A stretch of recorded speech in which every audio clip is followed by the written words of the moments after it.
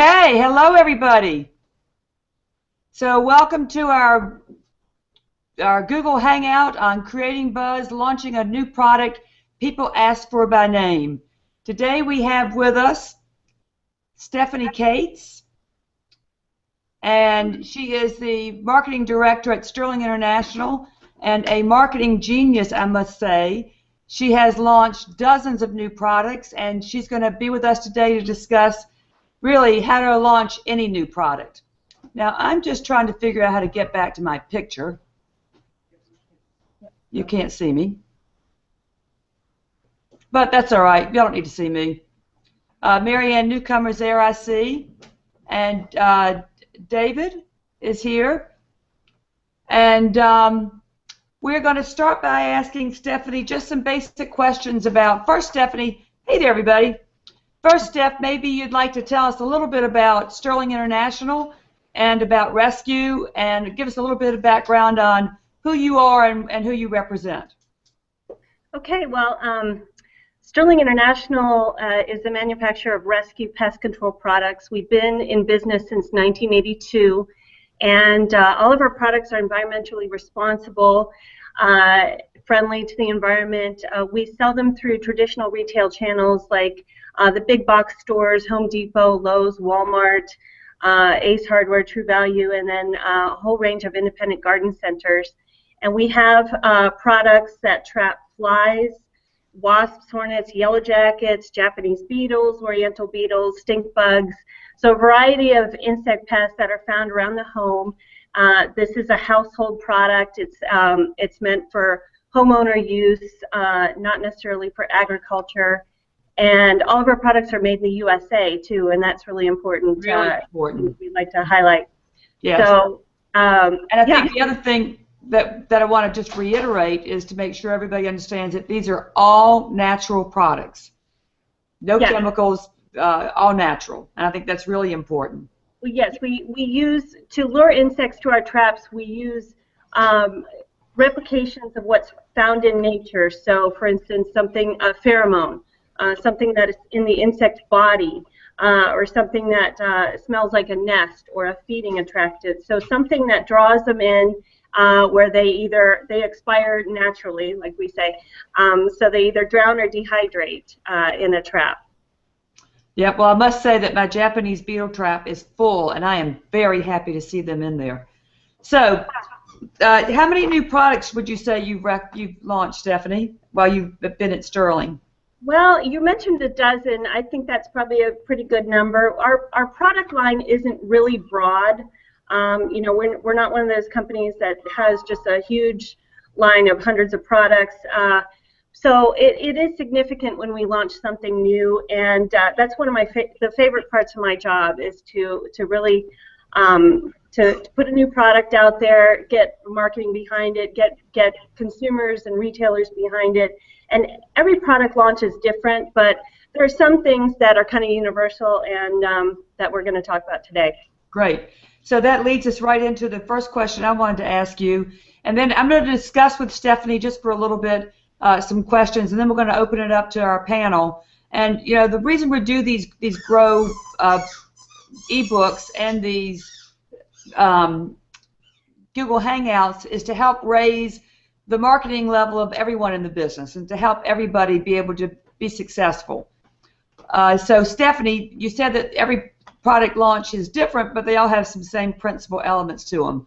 What would you say are the basic steps that you follow in launching a new product?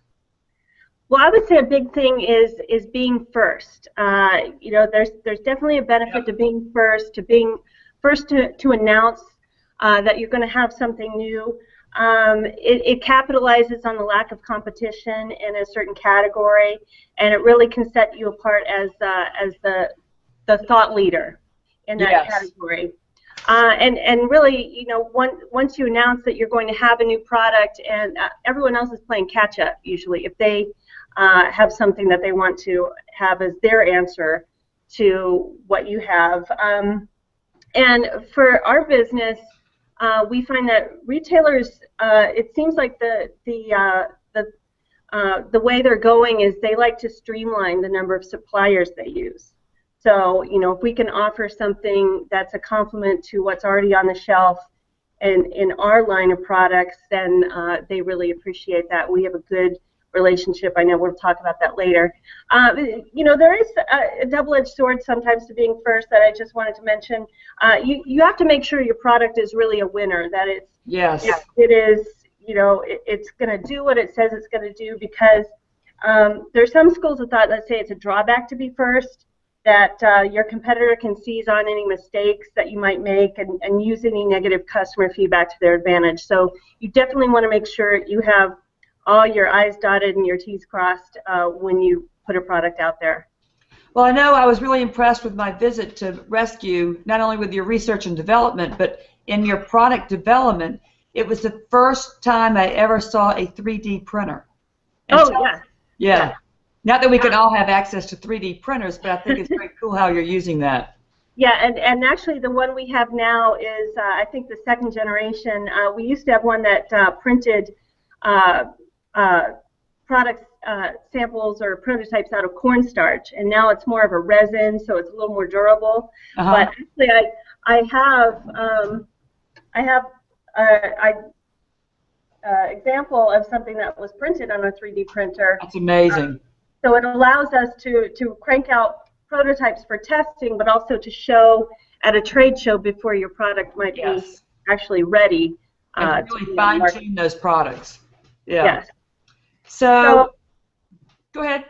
Well, you know, another thing too is you want to know your competition. You know, you want to know the landscape of the marketplace and know, you know, that there is nothing on the market that does what your new product will do. Or if there is, knowing why your product is superior to what's already on the market. So, and pricing it accordingly, pricing it in a way that's going to be attractive to the retailer and the consumer. Right. Yeah, I think that's important, and for us, when you know those answers, it really helps us to fine-tune our messages when we're communicating that message out to the general public and to the trade. Yeah, that is key. So what are some of the, you know, having a hook was something that, you know, we call it finding the golden nugget, but finding a hook. And you've come up with, in the launch of some products recently, you've come up with some pretty good, what are known in the industry, the public relations industry, as newsjacking hooks. Yeah. Yeah, so you've got some very clever things lately. That's what makes it so fun, really, is to find something that's really going to stick with stick in the mind of the person who sees it and help them remember the product. In the case of one recent example, we gave out these kaleidoscopes at one of our trade shows, actually several trade shows. Yeah, you have one there. I have one too. I love my kaleidoscope. But the reason for that, there was a reason behind it. We were actually going to give out samples of the actual product at this particular show. It was Garden Writers last year in October. Well, we learned a few weeks before the show that the product was not going to be available. We weren't going to be able to get samples in their hands. So we had to scramble to come up with something that we could use as a giveaway that would help people remember it, since they didn't have the actual product. So, and in the case of our fly tape, the hook with that is that it's a visual product, and this is such a cool product. This is what the product looks like. Now, this is something, we're taking technology that's been around for about 100 years. Those ugly, gooey brown fly ribbons that have been around forever. So this isn't something new necessarily, but it's a new spin on old technology. So it's a visually based insect trap. We've been able to test on insect retinas and see what colors they respond to and add that to the product. So we wanted to hit home the idea that this is a visual response product. So hence the kaleidoscope. You know, you look into it, it kind of replicates maybe what a fly might see with its compound eyes. And if you look through it, it's got the different colors that are on the product, and then it has our Rescue logo. It's very cute. It was very clever because it does help you pretend to see like a fly does. Right, right. Yeah. I wanted to mention another hook. So this was back in 2009 when we introduced our Y trap for wasps, hornets, and yellow jackets. And let me reach back and grab one of these here. So this is our Y trap, and so the name Y really lent itself to a lot of different plays on words. So to tease the product, we introduced it at the National Hardware Show, and to tease it, we had all these things. We didn't tell people what the product was. We just said, you know, be the first to know why, a new product from Rescue. And this is something that we sent to retailers, the people who were going to attend the hardware show. And then this was for the media. This was our press kit for the media on a disc. Why is the answer?